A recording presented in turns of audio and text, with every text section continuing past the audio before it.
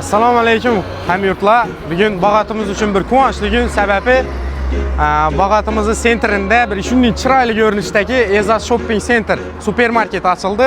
Endilikda xudo xohlasa kerak bo'lgan narsalarni bemalol Bag'at tumanining o'zidan topasizlar. Urgancha borib yurish shart bo'lmaydi. Hozir ichan qismlardan bir qator ko'rsatamiz. Ko'rishda davom etinglar.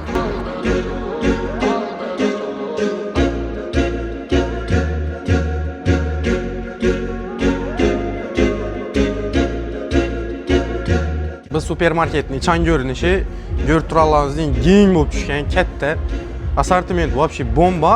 Hozir hammaning qisqacha obzorini bir qator ko'rsataman sizlarga. Mevalar assortimenti odamni ko'zini o'ynatadi. Bemalol sezonlik bo'lgan mevalar ham hammasini topsozlab bo'ladi. Endi urgancha borib o'tirish shart bo'lmaydi. Shokoladlar assortimentlarini qaranglar. Umuman gap yo'q. Shan qismlarni, interyerini umuman gap yo'q. Вообще zo'r, bomba. Sut mahsulotlari unda. Go'sht kolbasa mahsulotlari. Xullas, bir so'z bilan aytganda, Bag'atimiz uchun kerak bo'lgan supermarket bugun, ya'ni 19-mart kuni soat 6 dan keyin Bag'at tumani hokimi, ya'ni boshqa mutasaddilar ishtirokida ochiladi. Keyin bemalol kelib xarajatni boshlayverasizlar. Bag'atimizga shunday supermarketlar muborak bo'lsin.